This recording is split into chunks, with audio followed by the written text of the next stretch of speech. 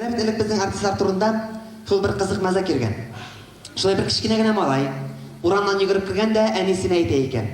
Әни, урам буйлап чигәннәр килә ди икән. И балакаем, бар әле бакчага элеп куйган кирләрне кертеп куйды икән. Малай чыгып киткән, кирләрне кертеп куйган, тагын уйнарга чыгып йөгергән. Бераздан тагын кергән дә әнисенә әйтә икән. Әни, алар чигәннәр булмаган икән. Алар артистлар булган икән дигәч, эй, бәдекәем артистлар менә. Артистлар булган синең бар инде, элә торган бавында кертеп куй дип әйтте ди. Менә хөрмәтле дуслар, без артист халкына гади халыкмы, бер-беребездән куркып яшәргә кирәкми, шулай бит. Менә күргәнегезчә, белгәнегезчә, менә безнең артист халкының ярты гомере юлда, гастрольдә үтә дисәк тә, бер дә ялгышмабыз, шулай бит. Менә гастрольгә китер алдыннан кайбер артистлар үзләренең кичкенә генә балаларын авылга, туганнарына, әбиләренә, бабаларына калдырып китәргә мәҗбүр булалар. Менә бу булган хәл дип сөйлиләр дуслар. Бер вакытны бер артист семьясы үзләренең кичкенә генә балаларын авылга, әбиләренә калдырып китәргә мәҗбүр булалар. Bir yaşı tolmasa da bik de күпне белә торган бала була бу. Менә шулай инде алар. Мине дә биктәп калдыралар да. Үзләре рәхәтләнеп җырлап диеп җырлыйлар. Җаратам дигән булалар. Сез аларны өйгә килеп карасагыз икән. Ничек итеп яратышканнары. Миңа сүзгә каптырып куялар да. Әллә кайчан ташлар идем мин шуны. Сөйләшә башларым дип курка. Шулай бер көнне кемдер ишекне ачык калдырганда, шунда әби кычкырды. Ябыгыз ишекне, суга керә ди. Әмин өйләр онытылып китеп, син нәрсә кыртка? Минем йөри белмәгәнне белмисеңме әллә дип кычкырганмын. Шунда әби миңа озак итеп карап торды. Мин дә өйләр бер нәрсә дә белмәмешкә салышып, сус киемне имеп утырдым. Әле шулай без бер көнне өйдә папа, мама и я спортивный семья булып уйнады. Әти өйдә түгел вакытта безгә бер абый килгән иде. Әни белән көрәшеп уйнадылар. Эй көрәштеләр. Түгә абый җиңде. Аннан әти кайтып керде. Өчесе качыш уйнадылар. Түгә абый кровать астына качты. Әтиен узак итеп эзләде. Ләкин таба алмады. 3 яшьлек абыем табып бирде.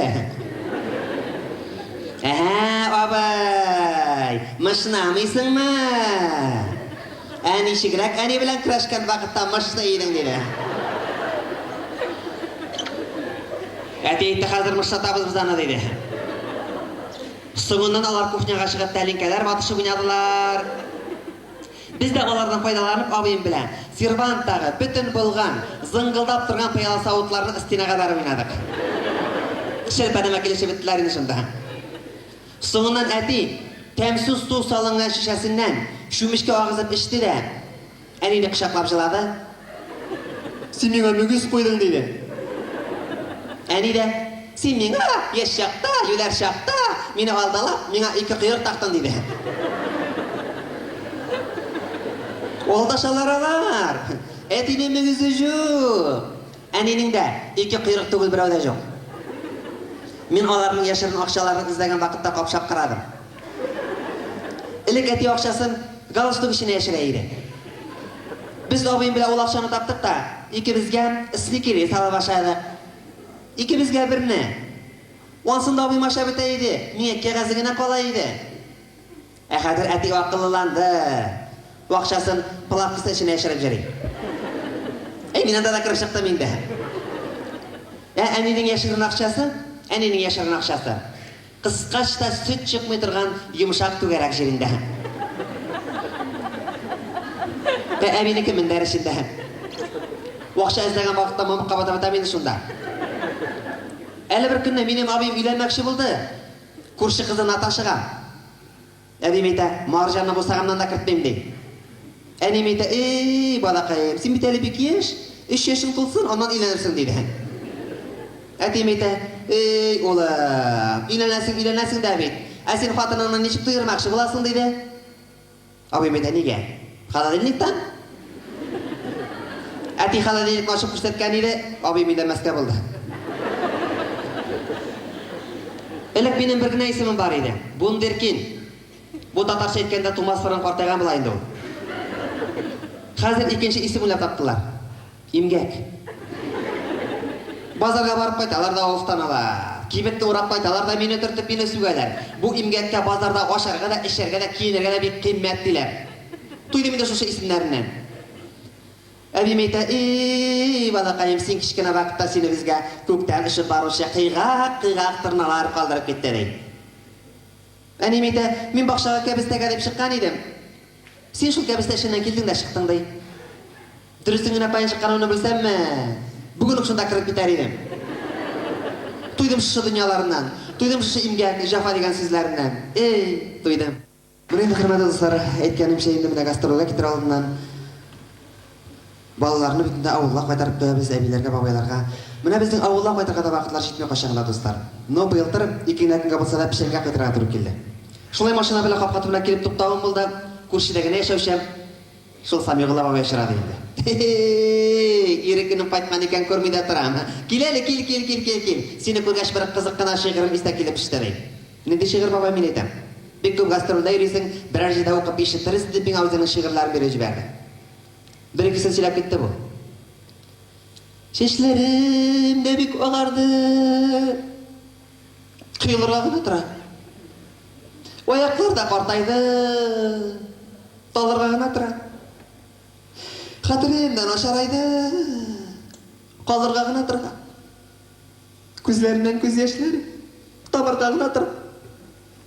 Авыз гына картаймады. Салырга гына тора ди. Менә утта йөрде Самигулла бабай. Менә шулай бер вакытта Самигулла карт иртән йокысыннан уянып киткәндә икән, моның дәрте кабынып киткән ди. Һәм бу тиз генә түбән эштә яшәүче Гөлниса карчыкның хәле белеп кайтмакчы булган ди. Киенгән, ясалган Самигулла абзаң урам капкасын чыккан вакытта моңа күршедә генә яшәүче килене очраган икән. Биятам, син мисың бу? Танымый торам. Кая киттең булай? Иртән иртә киенеп ясанып, хәбәрдә булмаганны дигән. Келген Самигулла абзаң. Кышкыртларга ашарга бетте килен. Кычытканга барып кайтып, кычытканга. Килен дә аптырап калмаган. Кычыткангадыр шул диятам, кычыткангадыр, күренеп тора. Кычытмаса иртән иртүк чыгып китмәсен дип әйткәнде.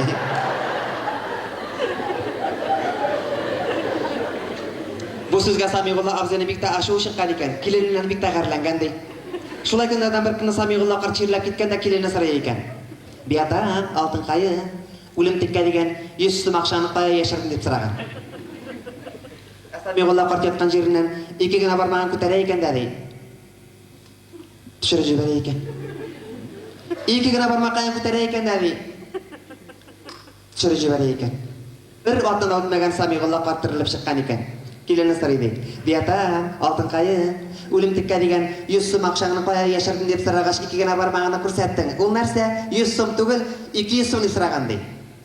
Киленкәем, ул вакытта 2 бармагымны күтәреп, 3-сен тыгып, күкиш күрсәтергә хәлем җитмәде дип әйткән ди.